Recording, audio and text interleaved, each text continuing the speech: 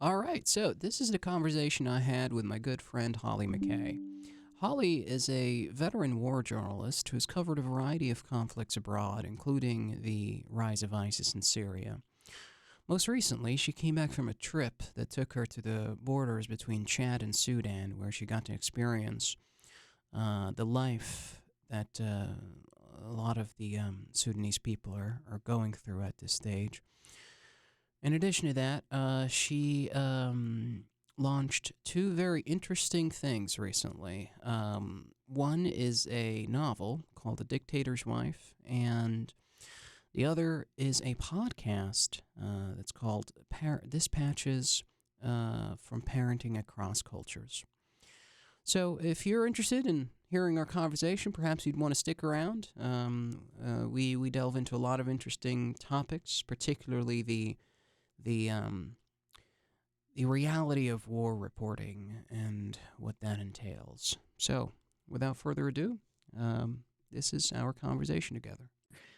All right, I think we are live, Hollie. Thank you for joining me in the East Wing. It's honestly a pleasure to have you again with me in this virtual studio, and I'm excited for the conversation that we're going to be having. Me too. Yeah. So, I mean, a lot has happened recently in the world and in your life, right? I mean, your recent trips to I think Chad or even the border with Sudan, right, to highlight the plight of what people in Sudan are going through, and obviously recently you started a new podcast, and congratulations. That's that's great. And I mean, there's a lot happening, and obviously the collapse of the Syrian regime, a country where I'm sure you've had a great deal of experience with being, I guess, on the ground. Um, I'm interested to before we even talk about the collapse and this sort of maybe I guess major transition in the Middle East. Um, how about we sort of maybe go back to the time you were there in Syria? I think it was 2015, right? Um, I've made a few trips to Syria, sort of, yeah, around that period. I think the last time I was there was 2018. oh wow, yeah, Might have been 2019, but around then, yeah. good But lord. but I sort of started going. Um, I think it was around 2013 was my first time there. 2013. So, can you maybe just a little bit of context, walk us through a little bit of your time there, the first trip? What was that like? I mean, it's been I think now more than 10 years since you've first stepped foot in Syria. What was the reality on the ground like during that time? I mean, it was a heart. I mean, really just a heartbreaking war. I think how quickly everything had escalated from a peaceful protest into just an absolute brutal crackdown by a dictatorial government, and just just the level of fear people had, the enormity of the bombing campaign, which really increased with Russia's involvement in 2015, um, and just the lives that people live in war. And I think that is the universal aspect of war, no matter what sort of country you're in. It's people are living day by day in absolute fear. Every other sort of institution falls away. There's no 911 to call. There's no um, hospital to kind of go to if you're sort of sick and not feeling well, because they are already so overwhelmed. And in the case of Syria, really a target for these bombing campaigns. So it's just, an incredibly sad and depressing situation of how lives are completely upended really in an instant. Um, and that, you can walk outside your house, and not even walk outside your house. You can be asleep in your bed Right. and a bomb will hit. The unpredictability of it, it's exhausting. That living in that type of fear is it's so depleting on the body. Mm. I can't imagine having to have existed in that 24/7. Yeah. And you were there for how long, Holly? Do you remember? My trips were usually like a few weeks on end, so Yeah. 2, 3, up to a month. And the first time you were there, um, do you recall, I guess, the cities or the areas where you were that you visited or maybe reported from?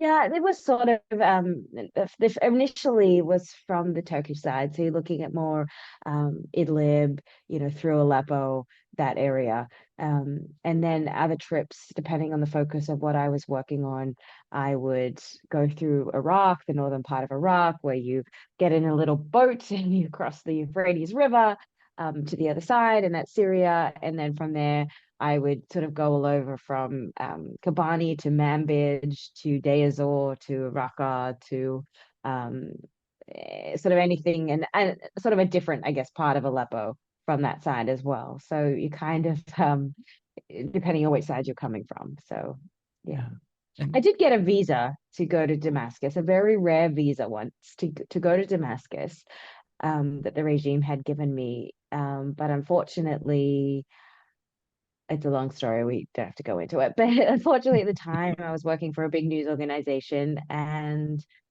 they really didn't give an answer. They just said, nope, you can't go, which absolutely broke my heart because I'd worked so hard to get that. And I think when you've been doing this work for a long time, you do develop like a journalist instinct when you know something is going to happen. And so that period that would have been there would have been the first time that I think Trump kind of issued a retaliation bombing against Bashar. So yeah, it was oh, unfortunate I wasn't there. I was there on another occasion where that did happen, but yeah, that's the the beauty of now being an independent journalist. I get it, I guess, is that I can make those decisions for myself and not rely on someone behind a desk to tell me what is newsworthy and what's not. right, right. And that gives you a little bit of freedom to maybe experiment with things or do things that otherwise you wouldn't be able to. Um, Yeah. yeah. I remember last I think last year here at NC State, there was we had a conversation. My department had a conversation with uh, Ambassador, I think Roebuck, William Roebuck. I don't know if that name is familiar to you, but essentially he mentioned that in 2019 he was one of two, I guess, American diplomats who were in Syria, and they were embedded with, I guess, special forces guys, U.S. special forces Mm. guys, and I don't really remember. Um, So he would have been covering the more ISIS side of the equation. oh, okay, yeah, because his boss Yeah. was, I think, his name is James Jeffrey, the former U.S. Special Envoy Mm, to fight against right. ISIS. Yeah, and Right. and I mean his experience was just, I guess, kind of crazy, and so I wonder if you ever had to be, especially in Syria, to be, if you had to be embedded with certain military units in order to gain access into particular places. Is that something that you had to do for a while? No, I mean that's some journalists really like doing embeds, and that's something that that's their style of reporting, and I think there's certainly a place for that. That's never really been my style of reporting. I've always wanted independence.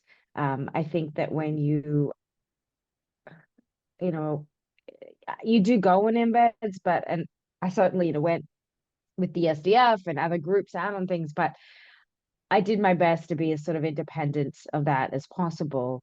I had contacts with US, special forces that were there, and I did go to the base and meet with, some different figures there. But they, it was frustrating, honestly, because Oh, they wanted everything to be off record, and they kind of wanted to pretend that I that I wasn't even sort of in the area. And I remember at one point being, I don't remember what city I was in, but my fixer and I were somewhere, and I was having lunch with the different sort of they were SDF fighters, and then these two American sort of soldiers kind of came in, and they sort of freaked out and didn't know what to do. So it was oh, very bizarre, um, good Lord. because I think they have to go through so many channels, but I.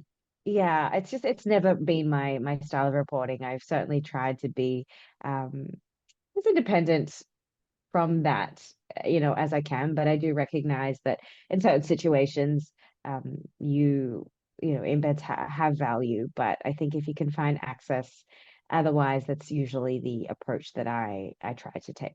Yeah, it's really. I remember the story of what was his name, Bastian or Sebastian Younger, I think. Yeah, Yeah, filmmaker. yeah, that's right. Yeah, he did great pieces embedded with, and I mean I mean, yeah, he did. That was his style of journalism. He did really a beautiful job with his books and his films, Right. taking that style of journalism and telling the story of the American soldier. I think for me, my interest has always been more with the civilian side. I Hmm. think that um, I don't know. People will be upset with me, but I do think that there is a difference between the way that a woman covers a conflict compared to the way a man covers it. And just from a biological point of view, men typically are always more interested in what we call the bang bang, the military side of it. What weapons are being used, how the strategy is coming, which side is doing what. Whereas, at least in my experience, and many of my women colleagues tend to be a little bit more interested in the humanitarian side of it, the hospitals, the funeral homes, the houses, to go and drink tea and get information that way and tell things from maybe a different perspective. And both types of stories are extremely valuable in different ways. But I think for me, I've always had much more of an affinity with that human side of it, maybe more than the military side of it. Oh, that's really interesting that you touched on that, Holly, because I think even in certain cultures where you had to cover a few stories, maybe the women over there might be reluctant to talk to a guy and might feel a little bit more comfortable talking to a female. So I think, I mean, in that particular situation, it really you offer an outlet for some of the for a particular demographic, particularly women, to actually talk about certain things that they otherwise wouldn't, right? Yeah, absolutely. That's yeah. I think that we have access to 100% of the population in many cases, which our male colleagues just don't. And so that's a real asset. Yeah. And what do you remember from, I guess, some of the stories or one or two things you remember from your trips to Syria? I mean, I'm sure. I mean, you've written a book about it. I mean, you've written about ISIS stories about Yeah. ISIS, and but I mean, one thing that maybe you think you'll never, I guess, forget. I think it's just the frustration that people felt in that the whole world knew what was happening in Syria, and the fact that, we got to this point of almost 14 years into a war, Yeah. and it seemed for a long time that Bashar was just going to stay in power. And the fact that somebody can kill that many people and commit such war crimes against his own people, um, that was extremely frustrating for the Syrians. But I think that, in general, they're very warm people, they're very generous people, very Mm. hospitable people. And Syrians are not extreme people. There's many different sects, many different minorities, and they've for a long time, coexisted. And I think that, when the war happened, it was very difficult for the US and the West to, I think, initially they supported the opposition, but but after a period of time, it became too hard to support the opposition anymore because it had been co-opted by these extreme elements. So you were in a very frustrating situation of not supporting a dictatorship, but also not supporting an opposition, which at that point was just, it was extremely fractured. Mm. Um, and it had a lot of good guys, but also a lot of bad. And so I think, for Syrians themselves, they were very conflicted in how to turn to, but general consensus that I've received then that has never changed, that continued when I spoke to a lot of my Syrian friends this past weekend, um, is really that, HTS or any of these groups, they might not be good, but anything is better than the Assad regime. Oh, and I think that's a similar rhetoric that we, I guess, even in Libya, I remember at the time, is a similar rhetoric that was advanced by many, I guess, uh, many different parts of Libya, whether it be Benghazi or Tripoli. There was this this Mm. sentiment where anything is better than the dictatorship or anything is better than Gaddafi. Um, Mm. yeah. And I think that it's something that in the West, you probably hear it too. I hear it a lot. Mhm. Um, it's like, well, people can say from the comfort of their nice homes and having never gone to these places or really have any stake in the game, oh, how the Middle East, requires a dictatorship that it has to be ruled with an iron fist. Otherwise, and that really upsets me. I think it's a very bigoted and it comes from this place of naive privilege to say that it's okay for other people to live their lives under these regimes where basically the walls have ears and anybody can be disappeared at any point and tortured with no due process, and that there is a very small um, group of people who are unable to succeed and get jobs and get placements in university just because they're within that inner circle, and everybody else is kind of left to struggle with the rest of their lives, and they'll never have free or fair elections or really a voice. And so I think that it's extremely infuriating to me when people kind of come back with that argument about how these sort of better to have a dictatorship than something else. Nobody wants to live with a terrorist Right. regime. Nobody wants to live with extreme elements or some crazy group running the country. But to kind of say that that's you know is better for people than to live under a dictatorship, I find that to be incredibly frustrating. Yeah. No, and I hear that oftentimes as well, and it just speaks to the ignorance of the person that espouses that idea and their inability to view things from a different perspective. It's very yeah, that hurts, especially when you say to someone that comes from that region. Yeah, that you're just supposed to live your life under oppression and and never be able to choose who you want to lead and never be able to reach the top echelons in your university class or in your profession because you don't have the right last name. We have the luxury of not having to experience that in the United States, and so it's very easy to kind of walk around and claim that. Yeah. You know, I've always, even, during or under the most brutal systems, or through, or even under a lot of, or even once when they go through a lot of suffering, I've always, noticed that whether it be, I guess, the Syrians, or the Libyans, or Palestinians, when you have conversations with them, a lot of times it feels like uh, whatever it is that they're going through has sort of become their new normal. And there's oftentimes, I guess, joy and happiness that they find even within all of this sort of suffering that they are, I guess, going through. Um, and the like even recently during the summer when I was up in Virginia, I got to meet um two people from Sudan that I think you also got to have a conversation with through Tom, our good friend Tom Pritchard. And Mm. I do remember talking to one of these people, the woman, I forgot what her name was, but Aloea? Aloia, yeah, that's her Yeah. name. Yeah, I remember having a conversation with her, and in spite of everything that she went through, she was just genuinely Mm. curious in me and just asking all these questions and having a conversation. And I remember even during the end when we were about to wrap things up, the way she shook my hand was just so, like, it was like this, and then with the other hand on top.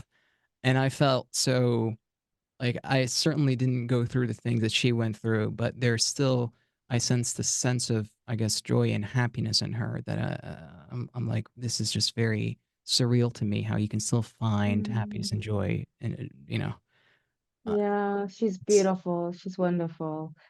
And it is, and I think it speaks to the resilience of the human spirit. I think that it is, we are inherently optimistic people, um, and that hope is really the key ingredient to survival, is that you have to hope for something better. You have to believe something will change, something will get better, because if you don't, um, how do you wake up every day? How do you get through the day? How do you feed your children? Um, how do you survive? And I think in mm. order to survive these unfathomable things, we have to have hope. We have to have hope and a faith that there will be a breakthrough, that it's not going to be like this forever, that somebody will listen, that somebody will care enough to take action. Do you feel like there's a certain sense of I guess relief that some of the people that you've talked to experience after they share with you intimate or personal details about the things that they had to go through? Do you sense that there may be feeling like some sort of weight has been lifted off of their shoulders, and now, they at least found someone that can that cares or actually Mm. empathizes with them in a way? Yeah, I think that, and that's sort of a key part of the reason that of why I've continued to do this work through the years, is that I feel like in telling their story, in being able to write their story, you are giving them some semblance of justice that they are never going to get from the courts or from the, international justice system, that their perpetrators will probably never be held to account for the atrocities that they committed. But at least in telling their story, you're reminding people that they have a voice, that people do care, that what they say matters, because for so long they've been beaten down or made to feel less than, and or their dignity has been stripped away, and they're impoverished, they're begging for food, and to give them that voice, I think is a reminder that they matter. And so you're giving them some sense of justice they wouldn't otherwise see. But I think with that, I know for myself as a journalist, I end up walking away with the weight, not obviously nothing compared to what they've gone through, but you go away with, so in telling their story, I think oftentimes it's also an expectation that something might change overnight. That surely when people know about what is happening, when you put that out in the world in some way, that, okay, well, now somebody's going to act, now somebody's going to change something. And 99.9% of times, nothing's going to change, at least not overnight. And so that's the hardest bit, is managing those expectations of being able to sort of explain that um, you'll tell their story, but I'm not a lawmaker. I don't have that kind of power, and all I can do is share. But that's going to be limited in and of itself. And so managing that always leaves me with a big sense of guilt, because it's hard to make change these days. It's hard, I think, and I've observed over my 20-year career in the media, because there is so much noise out there, because when I started, there wasn't social media. You had your, traditional news networks, and then you had your newspapers and some long form magazines. But I mean, of course, now there's just so much out there. It's just this cacophony of whatever you want, you can exist in. And that sort of does dilute some of the stronger messages that are out there. And it does make change harder to come by, because there are so many different angles, messages are confused, people don't know what to believe, and just even accessing the information, even getting to be able to read that or see that, that's going to be so much harder, because there's so much other glossy stuff in the way. And so that has been yeah, that's been a conversation that I have with myself frequently, about the kind of future trajectory of this work. Mm. especially your role in it as well, with these new responsibilities are placed on your shoulders, maybe family commitments, maybe other affairs to attend to. It just becomes harder and harder to maybe give the same maybe level of justice to that type of work.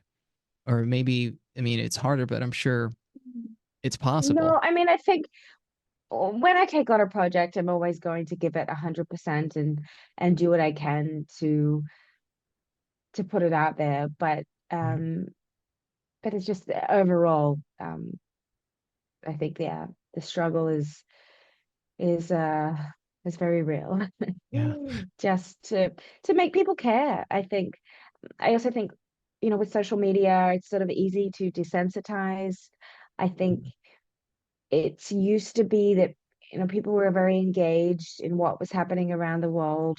But I think a lot of the times that's gone. And I almost feel like, just as a whole, our society has lost a lot of that, a lost of a lot of empathy, a lot of moral graciousness. I feel like everybody's ability to attack one another, keyboard warrior style, um, but that's very normalized now. This sort of hate-filled sentiment, I fear, is become very normal in our society. And if we don't have kindness and if we don't have empathy, why do we care what's happening in Darfur? Why do we care what's happening in Burma? Why should we care? What's that got to do with me? Doesn't affect my life. And so I think when that sort of attitude becomes more mainstream, yeah, how do we affect change? Why would anybody care? Why would they want to read an article about Darfur women who have been, horrifically raped and tortured? And if we don't have empathy, then it's very hard to initiate the kind of changes and the kind of support that these people need. And there's also the attention span that I think is sort of dwindling as well, where people wouldn't even want to, you know, uh, you find these 15-second videos or 10-second videos, and people are just not. People don't even read anymore. They just Mm, want something that's quick, um, informative, and also obviously, the source plays a role as well. You can't just get anything that's quick and informative. But there's also this idea that people are just not, as you put it, they just there's lack of empathy, and with social media, especially when you're bombarded with misfortunes all the time, mm, it feels so hard to feel, if that makes mm, sense. mm, And I sense that sometimes with me, just having this device in front of me and all of these events unfolding around the world, all of the pain and suffering, it feels like, oh, I think I should take a step back and just to kind of take a little bit of a break. Um, mm. yeah.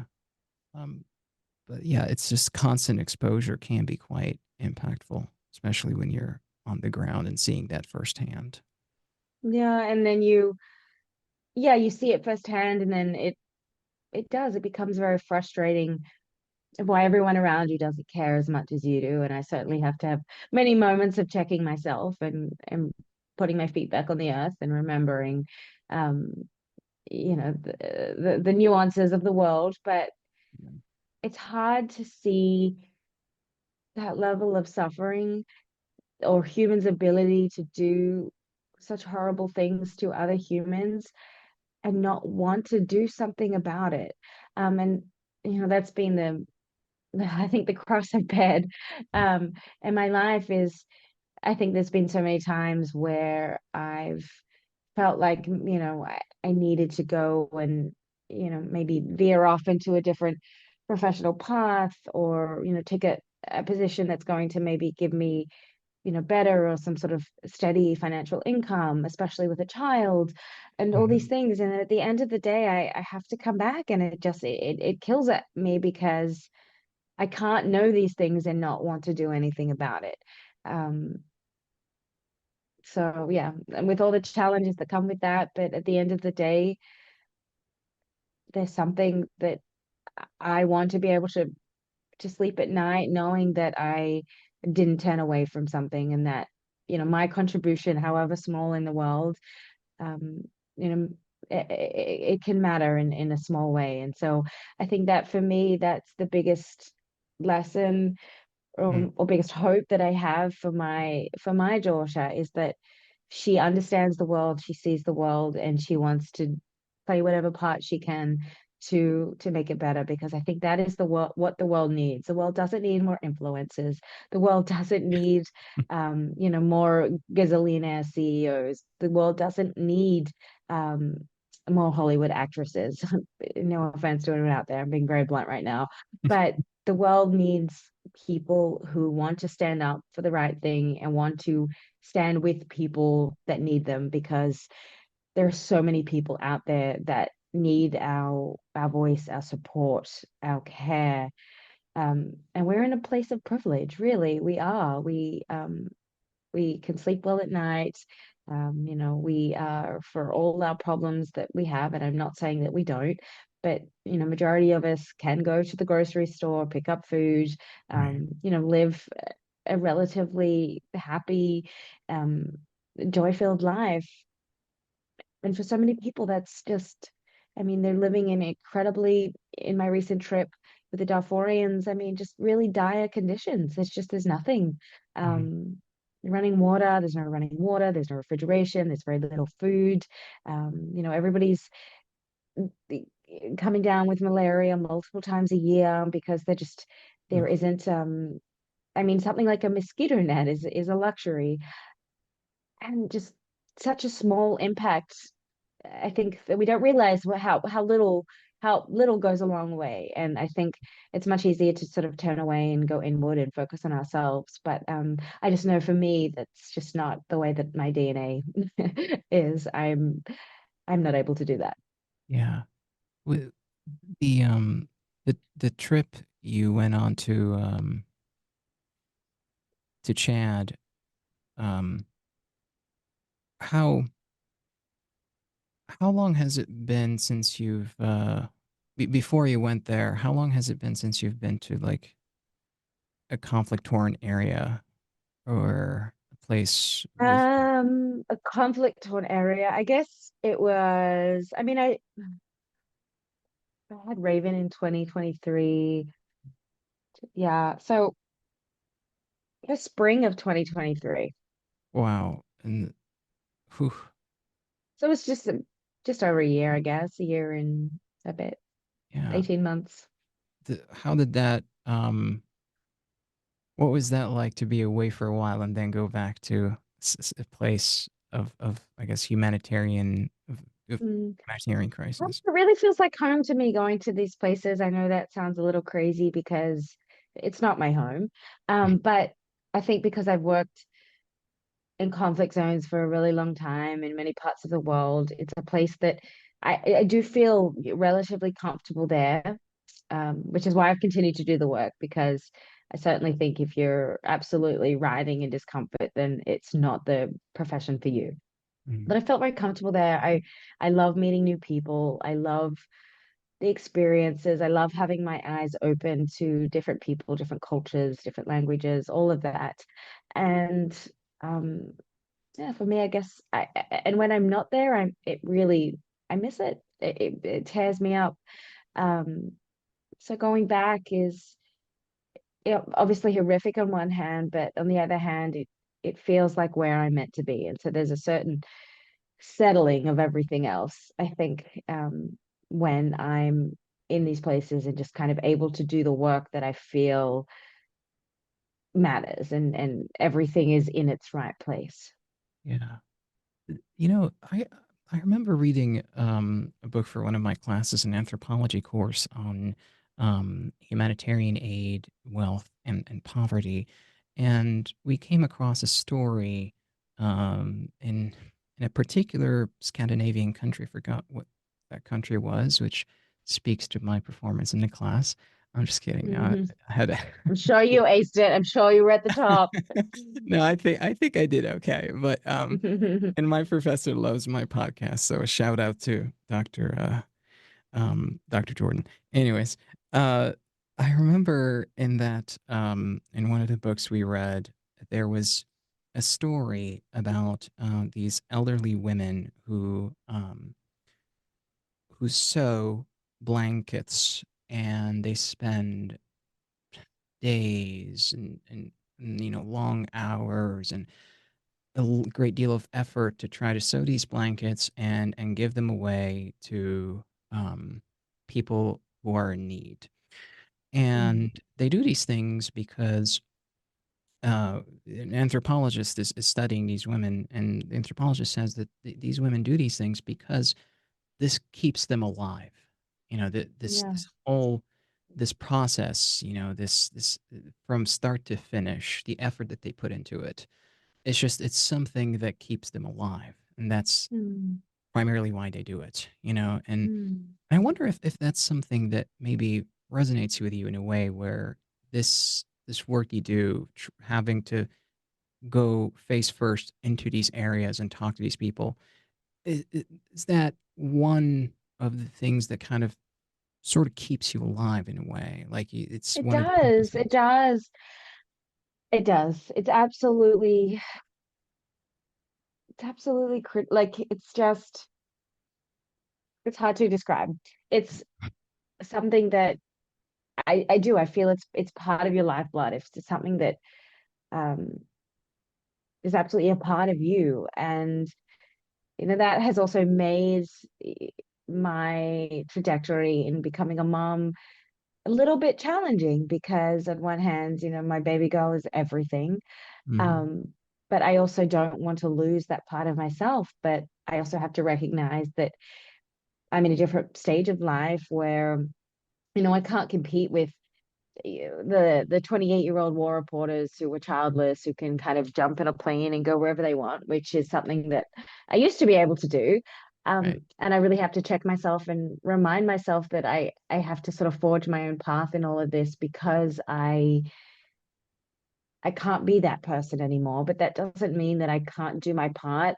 I just have to find a way to do it differently. So I think when you become a mom, you already go through so many.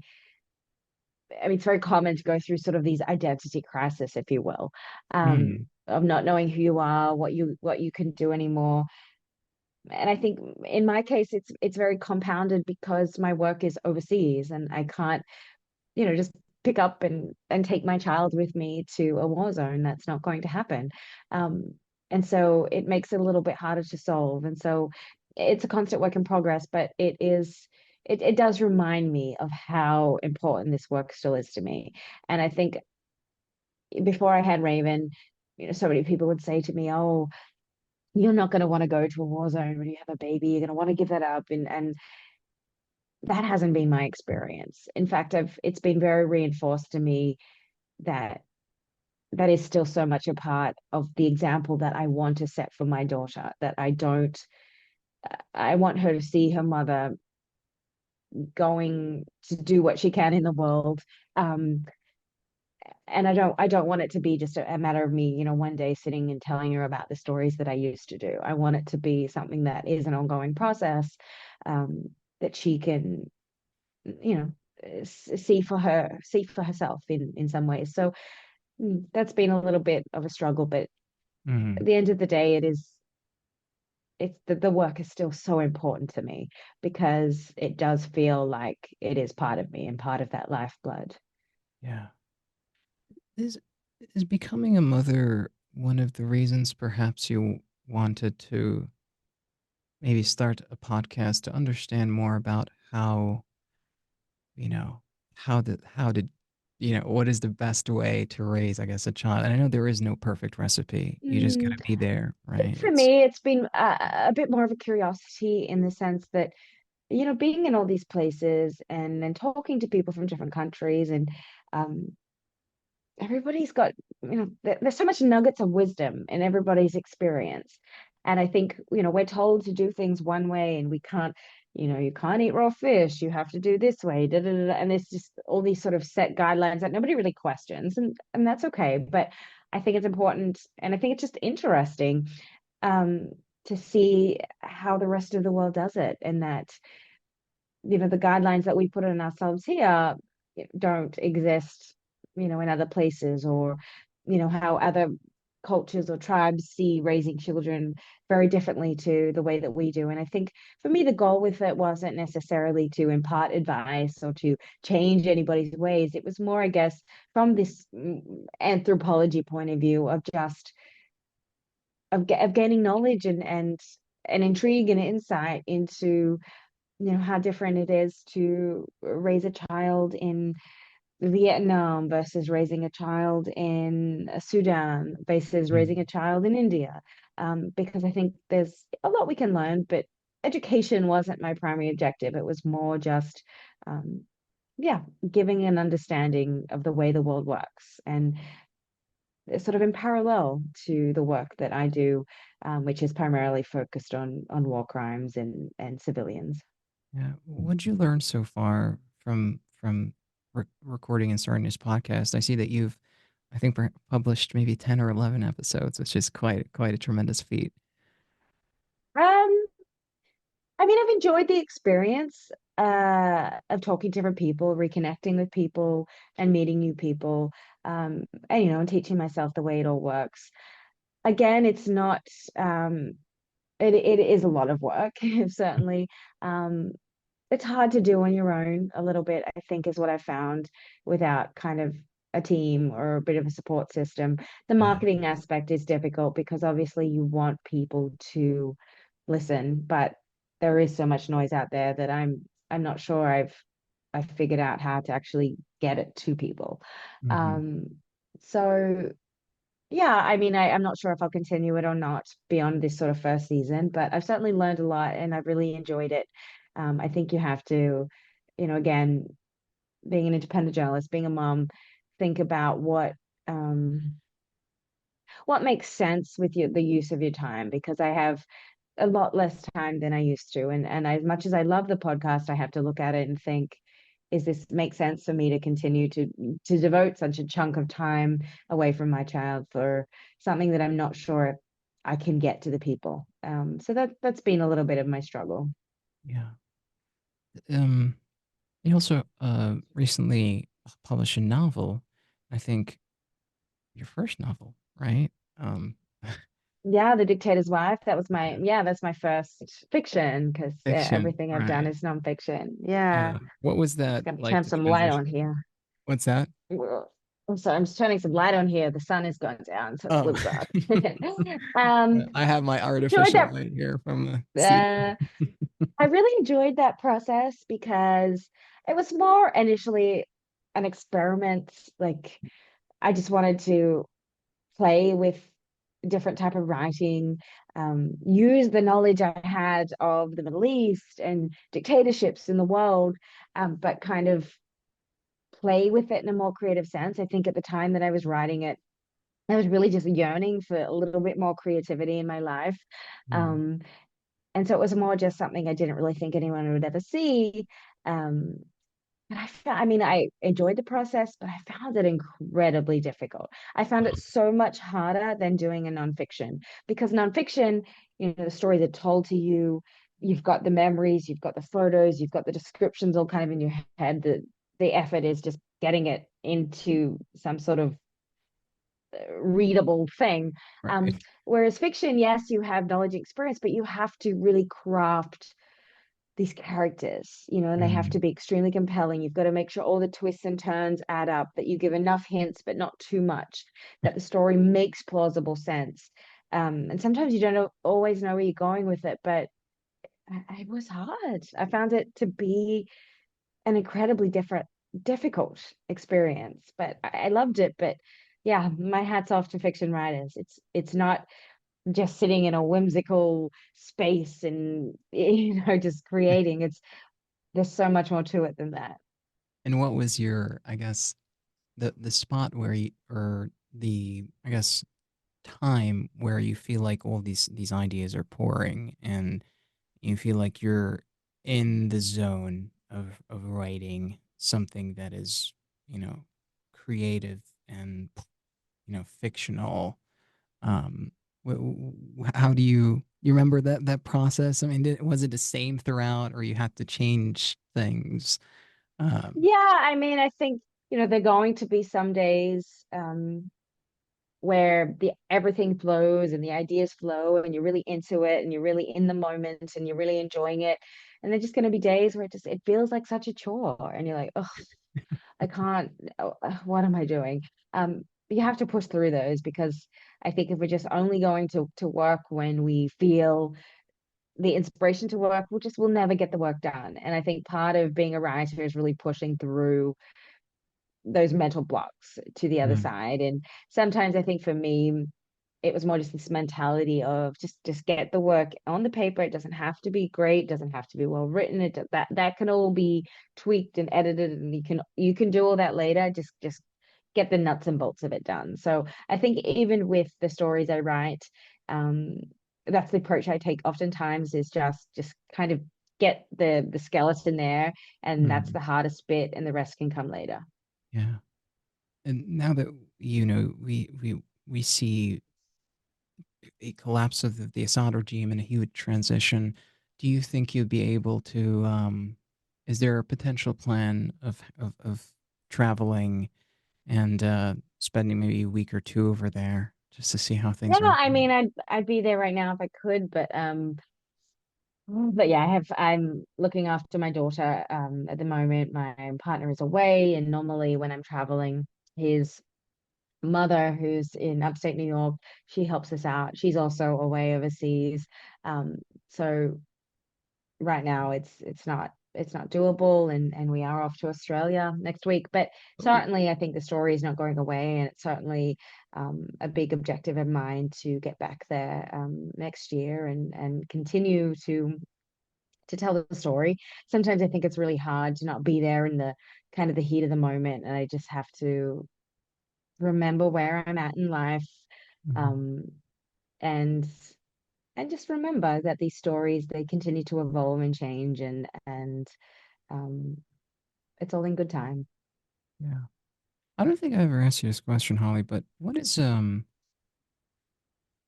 your way of trying to decompress? Like, is there something you can share? Like, being bombarded with a lot of, or maybe willingly, obviously choosing to be, to amplify people's voices and write their stories, and oftentimes they're fraught with so much pain and just tremendous suffering. I mean, what's your way of trying to Mm. maybe decompress a little bit? I don't know that I have a specific way of that. Obviously, you want to be surrounded by family and creature comforts. And I mean, I work out a lot. Running is a big part of my life. Um, and so those things are all really important to me to let off steam. But I think for me, it's just, yeah, it's continuing to get the story out. I think if I was just to stop, that would probably bother me more than trying to figure out ways of decompressing. So I think I don't have a set specific way of it, but I think I feel very clear about why I do the work and why I'm on that particular mission. Yeah. And what would be your advice to Raven if she at some point decided to pursue a similar line of work? Um, I really don't know where we're going to be in 20 years' time, just because with the way that technology is evolving, with AI, with all these things, it's hard for me to even imagine the world in 20 years. Yeah. Um, but I would certainly, you know, encourage or with her with whatever she wanted to do. Um, I think journalism, in and of itself can be a little bit tough, and I don't know about the appetite for foreign journalism, but yeah, anything in the humanitarian space, anything where I feel like you can make the lives of people better. I mean, that's what my hope for her is, I think that's what I strive for. Those values are really important to me and to our family. And um, yeah, I think I'll tell her to follow her heart with a little bit of head. I guess that's one way of wrapping up our conversation. Thank you, Holly, for this wonderful opportunity. I'm glad we got to do this a second time. This was great. Absolutely. Thank you for your support in my work and your interest and friendship. And you're doing amazing work. And I'm very honored to be a part of it. Thank you. The pleasure is all mine, Holly. Thank you so much. Thank you.